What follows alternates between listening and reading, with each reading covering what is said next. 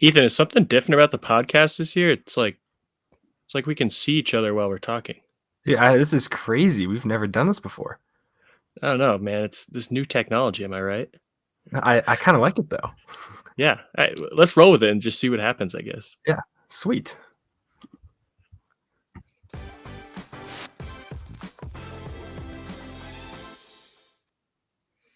All right, everybody. Welcome back to this year's episode of the podcast, or this year's first episode of the podcast.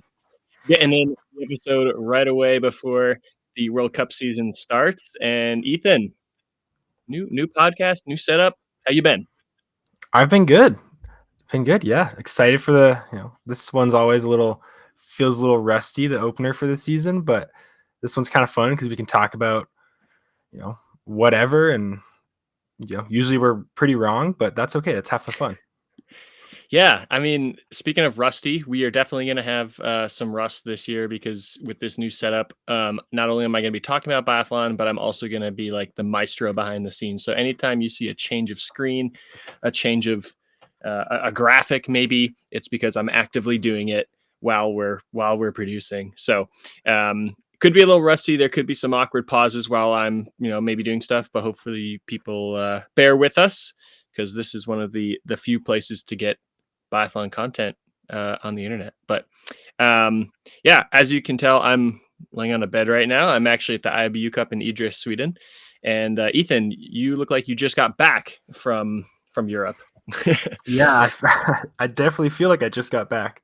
I just got back from the USBA preseason camp in Vocati late last night, so I'm feeling the jet lag, but back at home doing some laundry. Feels good.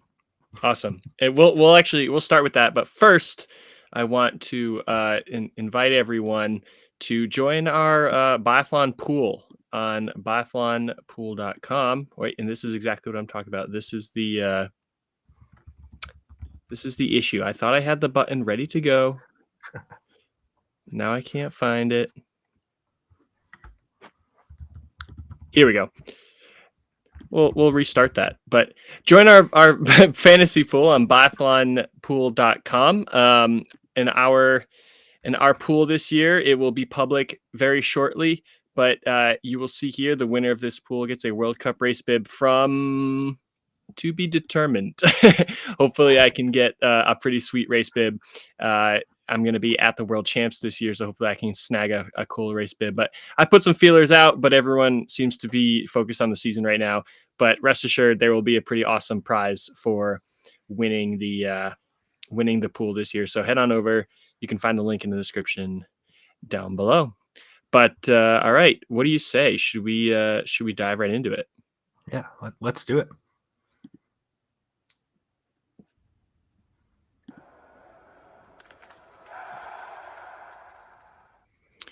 All right, so our first shot that we're going to go with is we're going to be talking about the U.S. biathlon team, Ethan. Since you just got back from the preseason camp, tell me a little bit about what the U.S. team is looking like. We got our roster figured out. We got our World Cup team going. The new one this year. I guess there's not really anyone new on the squad this year on the World Cup. So it's going to be exciting to see how the returning veterans end up doing. Mm-hmm. Yeah, I think it was fun to get to see the team get ready and be there in person on the ground. But I think on the men's side, it was pretty competitive, and you could kind of see that, day in and day out. Everyone knew they had to compete for a spot, and I think that was helpful for the team. Puts them in a good spot and good competitive nature going into the season. Obviously Campbell had a lot of success last year, but I think the rest of the men's team hopefully will, take a big step forward. And we had a really awesome fourth place in the relay in Soldier Hollow last year. And I think that's just kind of scratching the surface of what the men's team is capable of.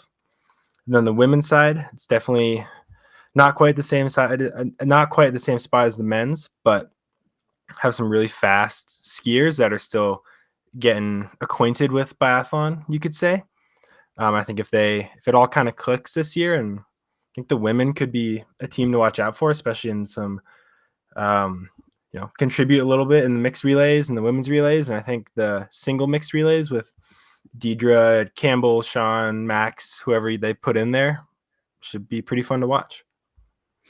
Yeah, I mean, Campbell had an absolutely stellar season last year. I went back and did the math. I think he had 11 top 20s last year, and that was including a terrible start to the season, as well as a little break after that terrible start. So, I mean, most notably, 6th place at Home Snow in Soldier Hollow with a miss too. Like, Campbell was legitimately one more hit away from actually winning the race, which is kind of crazy.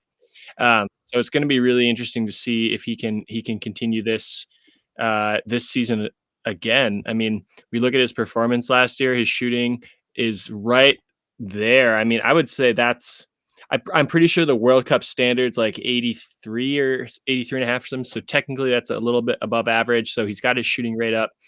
I'm I'm betting that this even goes up more. I mean, having worked with Campbell a lot this summer, he's a really strong shooter. But like that, the standing improved so much last year, which was really helpful. But then also just becoming a really solid skier too. I mean, last year he was above average, slower than average. This year he's faster than the average skier. Still quite a bit slower than those top 30, people. But I think yeah, Campbell had a really big hand in the men's relays that you mentioned last season, and I think it's going to be interesting to see if he can improve on this next year. You know what I mean? Mm-hmm. For sure. I think, as a team, I think it's pretty exciting on the men's side going into the relays, especially with some single mix and mixed relays on the first race day of the year on the World Cup. But I think individually too, I think we should see some, a little bit more even performances towards the top of the race results from, guys like Sean and Jake, and Max looks fantastic coming into the season right now. That's definitely someone that I'm super excited to watch. Little disappointed was it in your, season or athletes to look for in your video or season preview, but yeah, I think the men's side has a lot of stuff going for them. There's a lot of momentum going into the season coming from the summer and the fall, but definitely looking forward to it. Yeah. And also we got to talk about Deidre too, because I think she's another one who had an absolutely stellar season last year. Popped her first, no, it wasn't her first top 10, obviously, because she was top 10 at the Olympics, but popped a top 10 in Lenzerheide last year. And it's kind of the same as Campbell, 85% shooting, which is actually not even her career high, believe it or not. But 85% shooting was an improvement over the year prior. And then skiing too. Now, again, like Campbell, she's finally on the right side of, ski speed. She's officially faster than the majority of the field, but she's still got to work on that, against the top 30 if she wants to be more consistent in the top 30. But no, I mean, Deidre's in it seems like she can be in a little bit of a tough spot because she's really strong and doesn't have like that. She doesn't have the Claire Egan to her Susan Dunkley, so to speak. But I will tell you, in working with Deidre as well, she's a very focused and very motivated person. And, she does what she has to do to get those top results. And hopefully this year she can continue to lead the way for the rest of the, U.S. women who have some momentum with some of our, cross-country skier converts. But I think it's going to be, it's like you said, it's going to be really fun to watch like a Deidre and Campbell in a single mixed relay this year. I don't see any reason why they can't be like Simone Ader and Lisa Teresa Hauser from Austria. Those two were like almost shoo-ins to win medals in those events. Rennie Zachna and Regina Emirates. Oh yeah, Emirates. Like, okay, maybe they're not shoo-ins for a win, but those two together are really strong and can win a medal any day. And I think we definitely have that now with Deidre and Campbell, at least.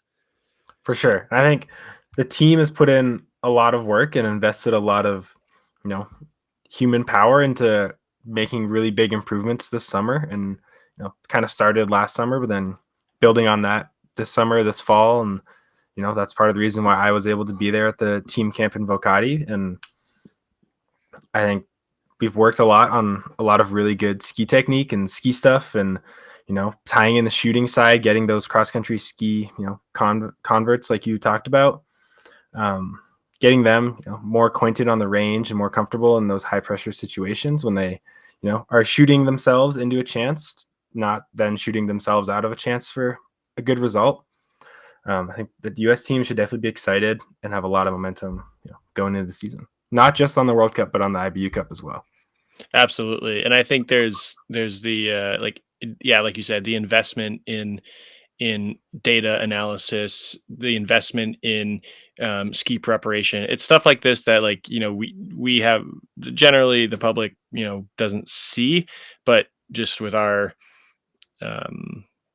our perspective and being so close with the team, we see this. And so hopefully this is all gonna come together to help contribute to the athletes who I think are working really hard, and hopefully we can see some major improvements this year on the U.S. team. I think it's going to be a fun year, but that this is the fun part about sports, is you never know.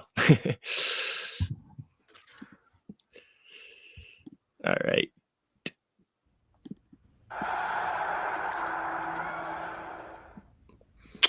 All right, we got our miss, and the first miss of the season is Ethan, our defending women's champion, is going to be missing the season opener. And I'm talking about Lisa Vitozzi from Italy is going to be sitting out due to back problems. Talk about the impact this has on the sport. I mean, she's definitely one of the superstars of the sport. I think this might put her out of the women's overall Crystal Globe, just because it's so tight every single year. If you miss, a race or two, that sets you back huge, but missing a full World Cup weekend, that definitely doesn't help. I mean, she's been at the top of the sport for so long. She's one of the icons in the sport, and I know so many fans are tuning in to watch her race. And there's a lot of younger kids out there and juniors that look up to her as a role model. Obviously, like, for health reasons, you have to do what you have to do, and sometimes it comes down to not racing. And if that's what they decided on for the decision with her and the team, it's better to miss a World Cup weekend and get to have the full rest of the season to be healthy and racing at the top, rather than just trying to struggle through it for a whole year. Especially with the Olympics coming up next year in Italy for them, I think this might be kind of looking into that, where this season, whatever happens, but next year, like, they have to be fully healthy, on it, ready to rock and roll. So I think that's definitely a different lens that they probably considered when they were making this decision. But a big impact on the women's overall Crystal Globe. But I think she'll still be able to come back and have good results the rest of the year for sure. Yeah. I mean, Ethan, look at this. This is, talk about inspiration. Like, right here, 2019, shooting 88%, shooting or skiing minus 2.3, and then she ends up coming in second overall against Doro in the overall. 2019, Lisa was probably on top of the world, thinking, like, this is it. How much better can it get? And we know she had this terrible setback here over these next couple of years where she fell drastically. I mean, look at the standing shooting in this season, absolutely atrocious. She had this setback, and you got to think, in this moment right here in 2022, like, you have to believe that she probably even considered quitting the sport. And for her to not only come back in the shooting and become a 93% shooter, which I think last year was like, it was like among the top 3 for best shooters. I think maybe Vanessa Vogt was a little better. But for qualified shooters, meaning people who raced the majority of the season, she was, I think, the 3rd best shooter. And then also skiing, minus 3.6, so much better than the minus 2.3 from her 2019 season. Like, talk about the absolute ultimate comeback and inspiration for young skiers everywhere. I think it's too bad that she's going to miss at least the season opener. And I do agree. I think the women's field is so competitive right now that I don't know if she is going to be able to win the overall by missing a couple races to start the season. But yeah, I think the most important thing here is the Olympics next season. And that's what I think is really important. She's won the overall. She's won a ton of races. Does she have an Olympic medal yet? I don't know. Let's see. But she's getting to the point where she's winning almost everything. Okay, so she does not actually have an Olympic medal yet. She has a bronze in the relay in Pyeongchang. Bronze in the relay. That's all she has. Her best individual Olympic performance is 6th in the sprint in Pyeongchang. So, the home Olympics are coming up. She's obviously the best biathlete in the world, being the reigning overall champion. I think this is purely you haven't won the medal yet. You've won everything else. Don't worry about the globe. Yeah, it's great to say you're the best in the world, but when you have the Olympics coming up on home snow, especially, I think it's just they're 100% into Olympic investment at this point. So I wouldn't be surprised to see if maybe she misses 25% of the season. Maybe there's a couple other weekends that she has to sit out. Same with Doro from her teammate from Italy, who's also getting a little bit up there in age a little bit. Maybe she doesn't have the stamina to race the entire season anymore. Maybe expect to see her sit out a little bit.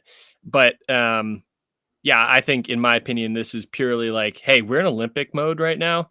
And let's see if we can have one of our young girls win the overall, like or Jacquemel, let's see if he can win the overall. But you've already done it. Let's just get that Olympic medal. Mm-hmm. I think as a team too, they put so much emphasis into their home success and Antolz every single year. It almost feels like for them like another world championship throughout the season. So I think if it comes at the cost of missing, like you said, the first couple World Cups, maybe it's the whole first trimester. But if that means she's ready to go and on it for Antolz this year, to then lead into Antolz next year when it's the Olympics, I'm not saying that they don't care about this year, but I think Antolz this year and then the whole season next year with the Olympics matters way more than the first couple World Cup weekends this year. Yeah, I absolutely agree. Absolutely agree. Yeah.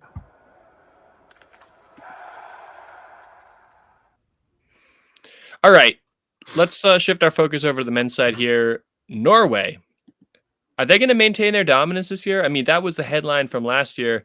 If you look at the overall in the standings, I mean, it's like it's not even fair, Ethan. Look at this. Jacqueline was able to sneak up there simply because I'm pretty sure Stronsheim was bumped down to the IBU Cup for maybe a couple of races, because like when unfortunately your number 7 on the team is not good enough, even though you're also number 7 in the world. It's this is absolutely crazy with the Norwegians up here. And then you have even these guys who didn't even, like Boaten, what did he race, like 5 races last season, and was still able to crack the top 30. He's beating guys like Roman Rees, who unfortunately actually is going to be on the IBU Cup to start. Vebjørn Sorum. He's racing against guys that are like could potentially crack a flower ceremony any day. Anyone in the top 30, you could legitimately see them in the flower ceremony any day, and they race the entire season. And Vebjørn raced like half the season. Boaten raced like maybe 6-7 races or something, and they were able to be just as competitive them in the overall. So, yeah, what's going to happen with Norway this year? Are they just going to start making the sport not fun, or are we going to see some competitiveness from some of the other teams, you think?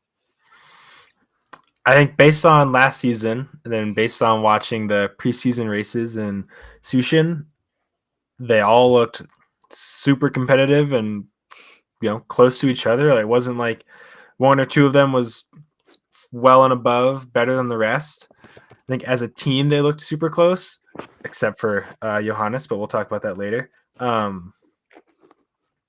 It's hard to think otherwise that they're not going to be able to repeat their success. Maybe it's not 1 through 5, but I guarantee you they're going to fill up a couple of those top 4, top 5 in the overall spots. I don't know if we want to talk about Johannes Tingus now.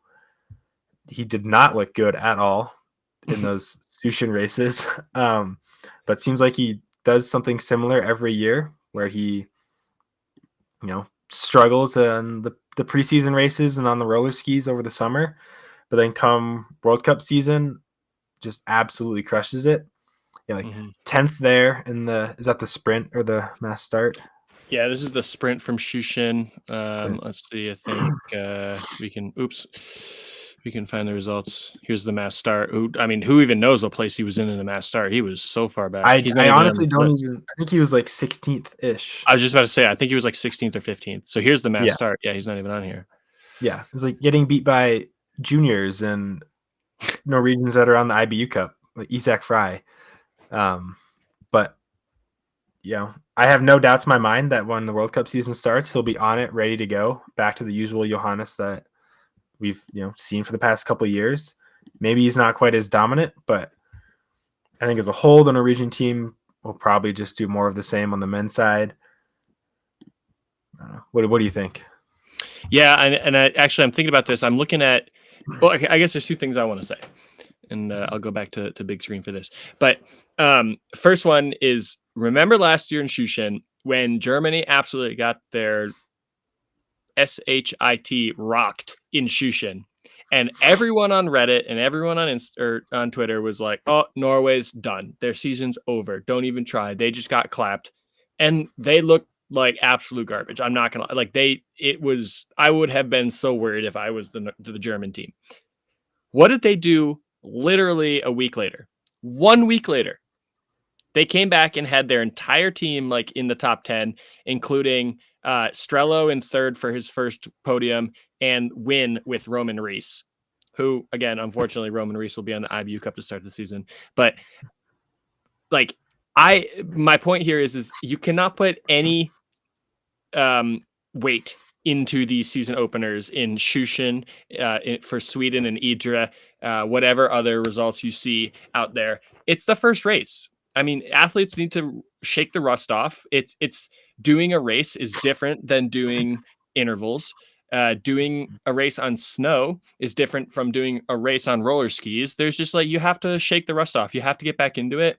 Maybe also for the wax techs for Germany last year, they did common waxing or something in their team because they were using it as trials, and all the Norwegians waxed to the nines. So who knows? So sort of back to this year, the one thing I noticed, at least in the shooting for Johannes, was he had 2 misses in each stage in the prone in the mass start, and then in the sprint he had 2 misses, so he shot 80% in the sprint. So like, I wonder. I mean, he shot like absolute garbage. So I wonder if maybe he's trying something new. He had a different race plan where he just, obviously he's the best in the world. This means nothing for him aside from just shaking off the rust. And so maybe he was just like, hey, I'm just going to try something new in the shooting. And it didn't work out. Doesn't matter. World Cup starts this weekend, not last weekend. He's going to be back. So I want to put very little weight on those races in Shushin, but I cannot deny that it is shocking and surprising to see guys whose names I've never even heard of before. Like, I mean, who was that guy who was right behind? Let's see, I had it right here. Sater, right behind Isak Fry. He was ahead of Fjellmeyer and Perot. Sater, never heard of this guy before, and he's racing with the big boys in Shushin. So it is surprising, like you said, to see Bo behind the juniors and some of these other guys. So yeah, that's really all I have to say about that. But I think in terms of like the big picture, is Norway going to dominate? I think they were too strong last year to go from the amount of domination they had to just being like, oh, it's back to like a normal World Cup season, and everyone is going to be mixed in there, just like on the women's side. I think, okay, will they have a setback? I think so. I hope so. I hope the rest of the biathlon community is ready to sort of attack this year.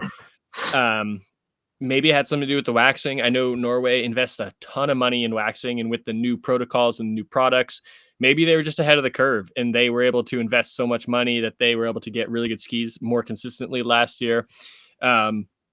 And now with more time and experience, other teams hopefully could catch up a little bit and take that advantage away from them. Not saying they're fast only because of waxing, but they just have this ski advantage. So I think there's hopefully a lot of things that will maybe bring the playing field together a little bit more. But when you just have that domination that they had last year, I don't see them going from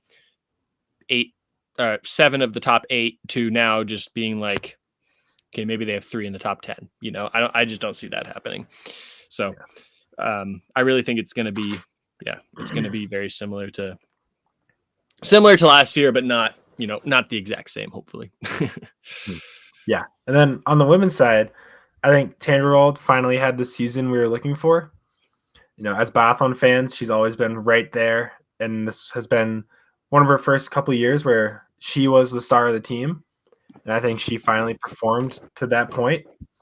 I think without Vitozzi racing, at least the first World Cup weekend that we know of right now, I think Tangerwald has a really good opportunity to get ahead of the game with gaining some points early on the season without Vitozzi getting podiums, top 10s, whatever. But I think one of the Norwegian athletes that you mentioned in your prediction video was Juni Arnkelev. I think she has the ability to have a really good season this year. I think unfortunately she didn't do so well in Shushin either, but yeah. But again, remember, we're not putting weight on those. Yeah, those races don't matter at all. But she started out awesome last year and then kind of trickled off. But it was her first full season on the World Cup, and not that that's expected to happen, but it's not totally surprising that you kind of trickle off towards the end. But if she can stay on it the whole year, if Naughton was 9th in the overall last year, that's an awesome season for her. Yeah, I think whoever the 4th Norwegian is going to be, will kind of determine the women's relay team success. But I think the women have the ability to kind of take a step forward and maybe not go 1 through 3 in the overall, but all 3 of them could be in the top 10 very easily. Yeah, I saw somewhere that they had the Norwegian team naming, and there was a couple surprises on there. I don't remember off the top of my head, and I was looking for it real quick, and I can't find it. But yeah, it's interesting when looking at the domination on the men's side, it does seem like the Norwegian women are lacking, but Tannervold came in 3rd overall. Knoten went and came 9th overall, which honestly is better than I remember. I thought she didn't do that well, so that's good. Arne Clive, and I said in my video that she missed some races, ended up finishing 13th overall, but she could have been a top 10 overall. I think she will be this year. Ida Lean was out for a majority of the season last year, and she's a super strong skier that can really help the team. So Norway's not bad. And I think sometimes maybe it's because there's pressure because they're Norway and they need to be doing better. The Norwegian women are not bad, they can. I think they can, on the best day, they can fight with the best of them. And I mean, I'm pretty sure they won a relay medal at World Champs this year. Let me just look real quick. But I'm pretty sure they won, against all the odds, won a relay medal at World Champs. And all the eyes were on World Champs, the relay came in 10th, so actually not so good. But but they did win, or came in 2nd at the relay in Oberhof, and then they did win the relay in Soldier Hollow. So they can win. Yeah, I think Sweden's stacked. I think France is stacked. I think some of these other countries are pretty stacked. And we're going to talk about Germany in a second here. But they can win. They have what it takes. And also, remember, the relay that they won in Soldier Hollow was with Idalene, who was out for a lot of the season. Yeah. So when they put their best on the line, Arnkelev, Ian, Lean, Knoten, and Tandervold, they are among the best. So yeah, I think Norwegian women are going to be awesome this year. But speaking of women, let's move on here, because I think we got a really interesting topic coming up here.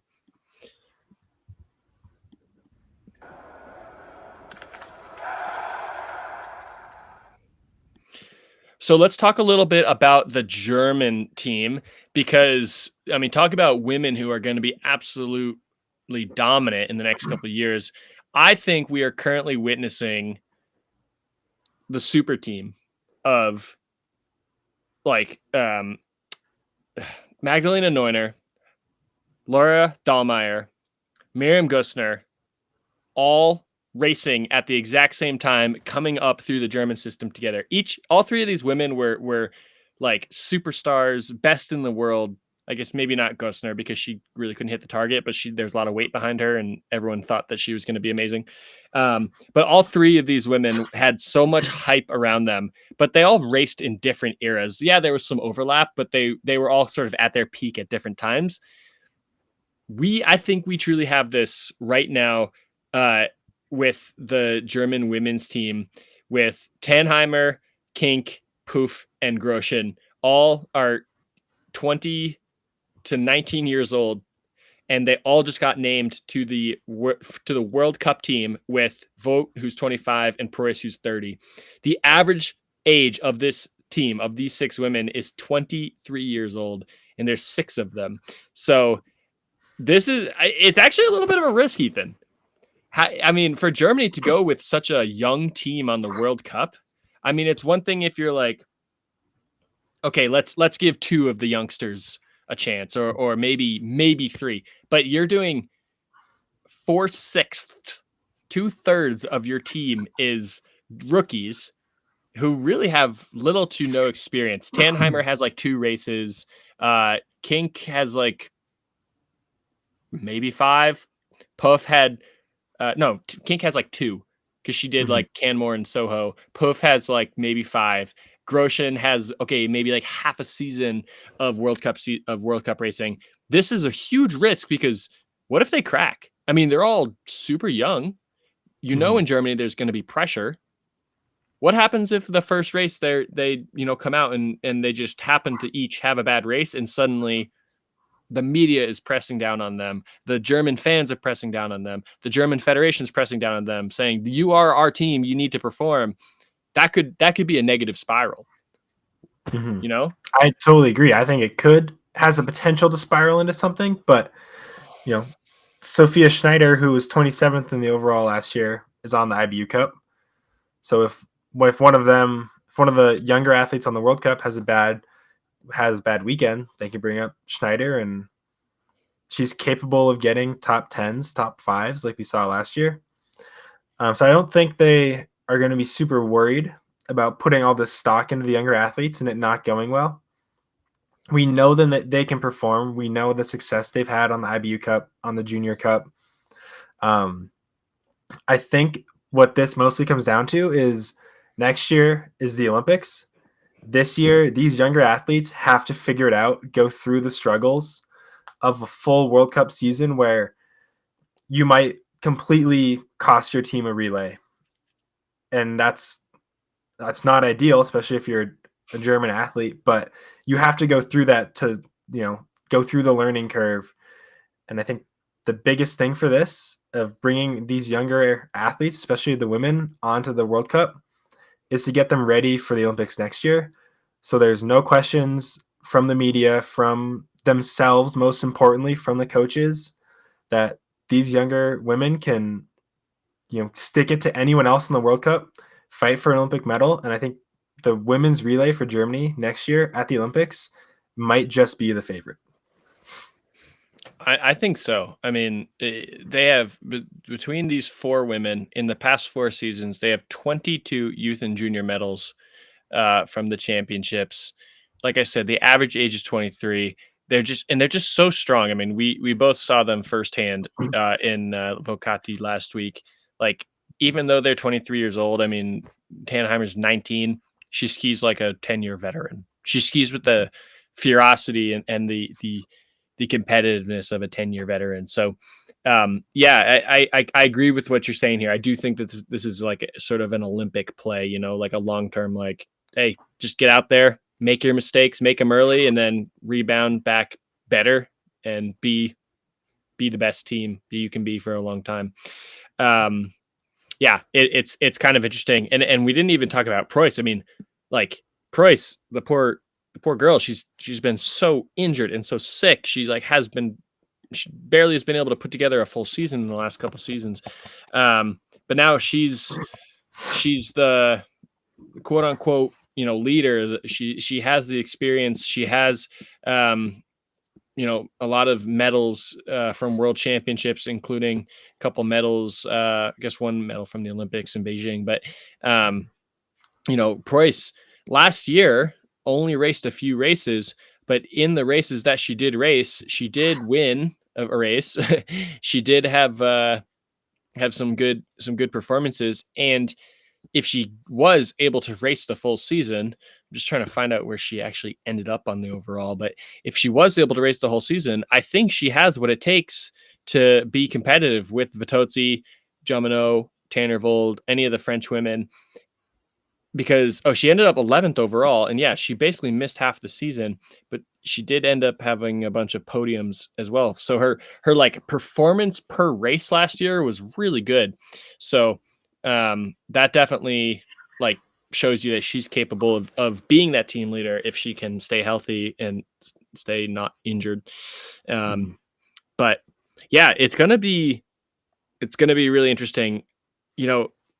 Man, I should have prepared a little bit better, but I want to run down the list here because I think there's a really interesting wave of talent coming through the women's side right now. We just talked about 4 German women who are really strong, but hear me out on this. French women have extreme depth with being led by Janine Richard, who, if I can find her name really quick here, I think she's only like 21 or 22 years old. But then we have, I think the Slovenian women are going to be really strong. Hopefully Lampich can freaking hit the target and she can be a leader for them. But if you look at their performances at the junior level in the last couple seasons, they have a couple women who, I think are going to be really strong on the World Cup once they get a little bit of experience here. And I'm trying to pull up these names here. Oh, I'm doing this wrong. Here's how I should do it. I should sort by. Let me share. Here you go. So let's go to Slovenia. Lampich, hopefully she can lead. But Lena Repnik, 21 years old, has incredible performances on the Junior Cup. And there's a couple more juniors that should be on this list, but they're not. But then you look at some of the other teams. Here's one that people don't necessarily think of that I think are going to be good, is Bulgaria with these two, Herstova and Dimitrova, two really, really strong juniors from Junior Worlds last year, competitive with the Tannheimers and the Kinks and the Poofs. So maybe Bulgaria has a sudden surge of talent coming through. We know that Verbanikova has been, she's starting to age into like okay, you're a regular now, but she's a youngster from Czech who can be really good. I think we're going to see a really interesting sort of wave of youngsters coming through on the women's side in the next couple of years. Obviously, Italians with Hanna 23, Passler 23, Trebrucci 24, and then the others who are below them. Just going down the list, Poland, and I thought Poland had some really young superstars potentially, but yeah, I think we're going to see a pretty interesting wave of youngsters coming through in the next couple of years. So I don't know. I just wanted to mention that while we were talking about, these young German women who I think are going to be leading the wave of those youngsters.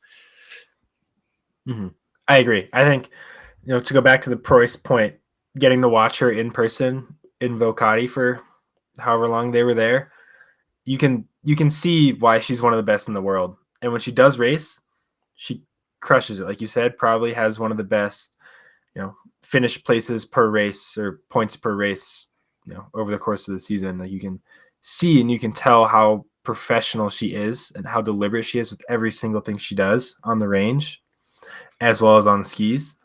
But I think to go and then to tie back into all the younger athletes that have potential and have had success on the junior IBU Cups. I think we're going to see a lot of them get chances this year on the World Cup to show what they can do, to give the teams an idea of what they can expect if they, do start them next year in the Olympics. I think that's going to be really interesting to see if, some of the older, more veteran athletes are kind of losing steam or not quite getting results as they would have hoped. This is kind of a trial year for the Olympics next year where every single team is going to be looking to find their best combination of 4 or 5 athletes for relays, individual races, whatever it might be.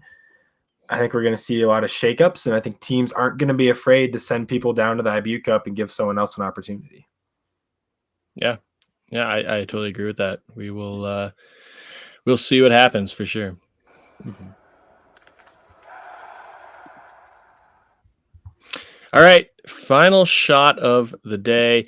We got to talk about France and Sweden. I mean, like, in my opinion, I think they're the only ones that have the depth to challenge Norway, at least on the men's side. Obviously, the French women, I think, are the absolute favorites. I don't think they have the depth to be as competitive as the Norwegian men. But in my opinion, the French women are definitely the leaders. But what about those French guys? Can they battle the Norwegian guys? Is Emilien Jacquelin, like, is he gonna? I mean, he came in 6th last year, which is kind of crazy considering he didn't win any races, but he came in 6th overall. And then Eric Perrault, big breakout season last year with his first win in Soldier Hollow, 11th overall. Fionn Maillet, where the heck has he been? Down in the 16th. Fabien Claude, come on, man, you two got to step it up.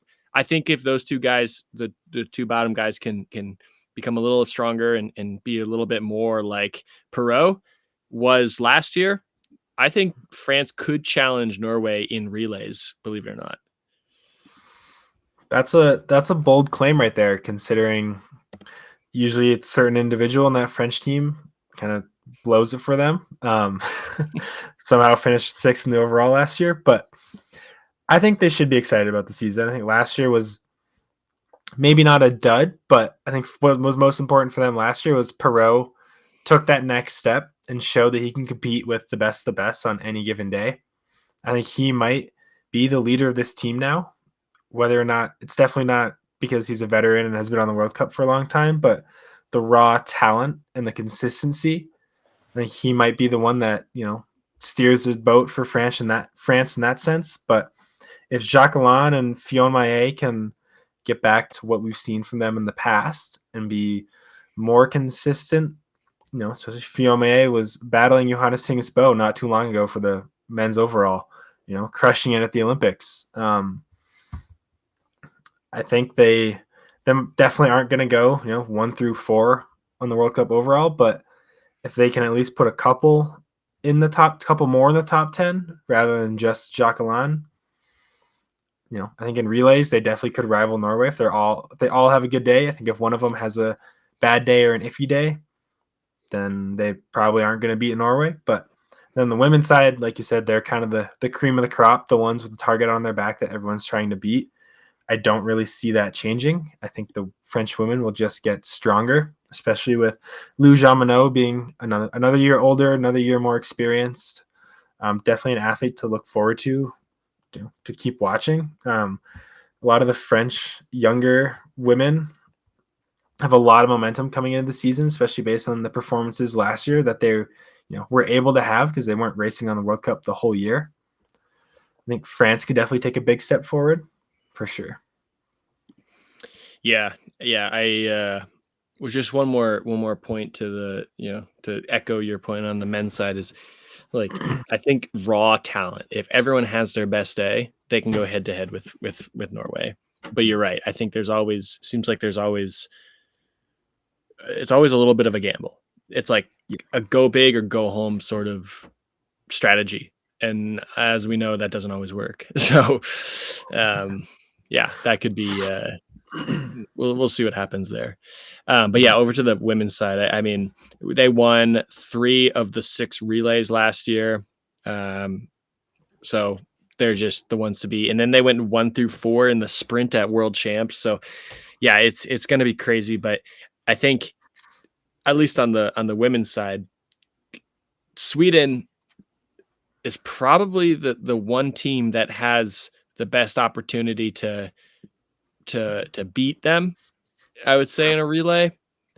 But even they, I don't think the numbers just don't add up. Like I'm just not, I don't think Sweden has the depth to I think Sweden's number 4, even on the best day, is not going to be good enough to match France's number 4, I think. I agree. Yeah. We really need, like, even if the Oberg sisters were at peak performance, I think there's just too much of a hole there. And I think the same thing, like the Italians only have 2. The Norwegians right now, they really only have like 1, and then like their 2 next athletes combined to be a number 2. Who else even is there? Germany. I guess Germany's the next one.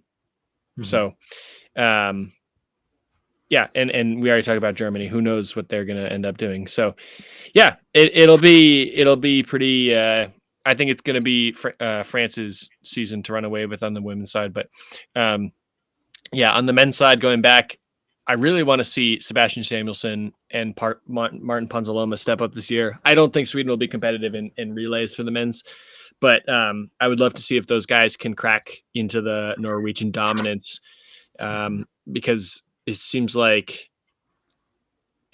I think they're safer than the French guys, where they don't do the go big or go home strategy, but it always seems like for some reason they do just come up a little bit short. So it would be really cool to see if they can, I don't want to say break through, because both of those guys are already awesome. They're already champions. They're already known. So I want to see if they can get back to their former selves, where it's just like, oh yeah, like those guys, if they're not going to podium, they're going to be in the top 10. I agree. I think, I don't want to say last year was disappointing, but I don't think it was meeting their expectations. Definitely was not exceeding their expectations. We know the success they can have. They can win any World Cup on any given day.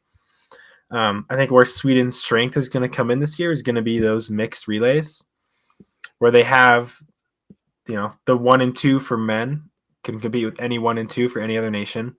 The 1 and 2 for women can compete with any 1 and 2 for any other nation. Arguably might be the second best 1 and 2 behind France on the women's side with the Oberg sisters. How they decide to cut it, whether they go all in for a single mixed relay win or go all in for the mixed relay win, is going to be the question for them. But I think, their team is definitely headlined by those 4 superstars, and hopefully they have some younger athletes that can fill in the gaps and, close the differences between the other teams. But I don't know if they have those in the works right now in the Junior Cup. Yeah, I think you actually bring up a good point. The mixed relay and the single mixed relay, I think, are actually going to be some of the best racing all season, specifically the mixed relay, because it seems like most teams have really good, like 2 really good superstars, and then it kind of fizzles after that. So if you can put all the best on the line together, the mixed relay could actually be the best event of the season. Yeah, I totally agree. And I think even for the smaller nations too, they can compete in the single mixed, or they can, compete in the mixed relay if they all have a good day. And this is why World Champs is the best, because they put the 2 races on the different days, so you can get people, your best athletes, racing every race. And actually, we saw this last year with Deidre, who raced both relays in the single day. That's totally legal. You can do that, but most teams won't do that, because I'd say most of the big teams have the depth, and then the small teams, it's like, why would you, absolutely gas your number 1, your superstar, if you're not, maybe you don't even have 2 quality enough people to have a single mixed relay. And also, you can't be doing that all season. You're just going to get gas. So maybe towards the end of the season, we might see that more. But yeah, I think the World Champs with the relays being on separate days, I think, are going to be really fun to watch. for sure.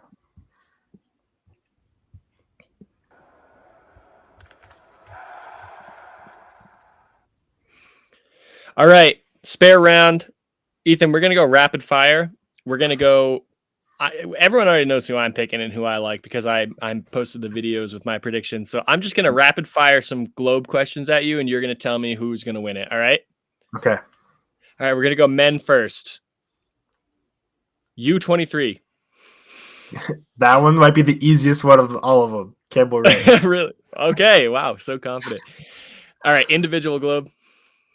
I like Strello a lot. Yeah. And the sprint globe. Johannes Tingesbo. Pursuit globe. Johannes Tingesbo. Mass start globe. Christensen. Ooh, and the overall. Johannes Tingesbo. Okay. And the women's side, U23. I honestly might give it to Tannheimer. Okay. Individual. I think I like your prediction from your video. I think it's also going to be Voigt as well. Okay. And the sprint globe. I think that one might be between Jean Monod and Tanderwald, but I'm going to actually give it to Tanderwald. All right. Pursuit. I think that one's going to be Jean Monod. Mass start.